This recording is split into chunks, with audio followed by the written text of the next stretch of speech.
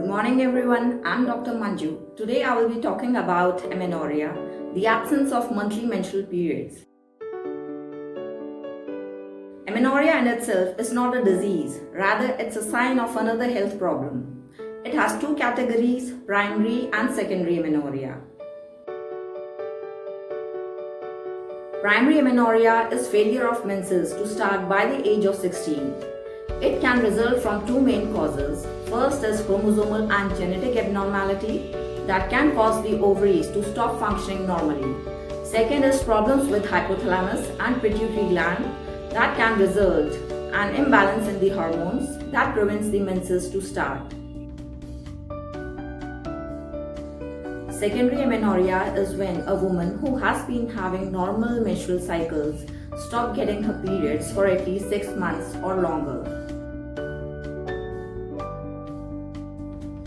Pregnancy is the most natural common cause of amenorrhea, so we always advise a pregnancy test in sexually active women.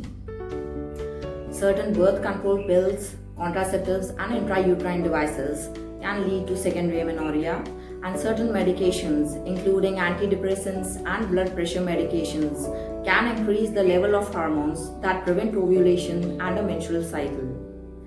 The most common cause of this category is functional hypothalamic amenorrhea that results from emotional stress such as long-lasting anxiety or depression, or physical stress such as in case of strenuous exercise or sudden weight loss. High emotional and physical stress interferes with the release of gonadotropin hormones from hypothalamus and follicle-stimulating hormone and luteinizing hormone from pituitary gland. As a result, there is no ovulation and no menstrual cycle. In these cases, I always advise the patients to do slight meditation and yoga as it calms down your mind and your senses. And homeopathic remedies do wonder in bringing back the normal balance of these hormones.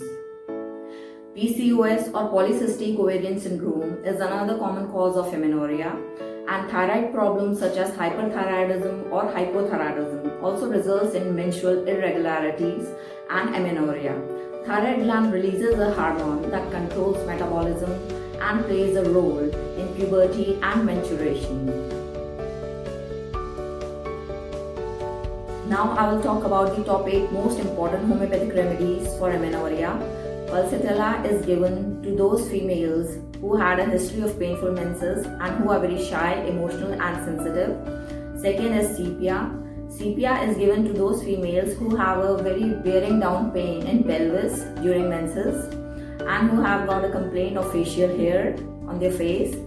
Third is natramute. Natramute is given to those females who have suppressed menses because of grief.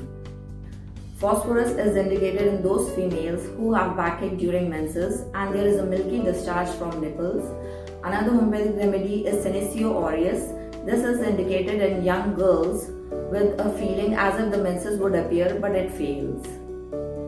Thank you very much for listening, and if you want to consult me for any menstrual problems, you can contact me on this number or send me an email.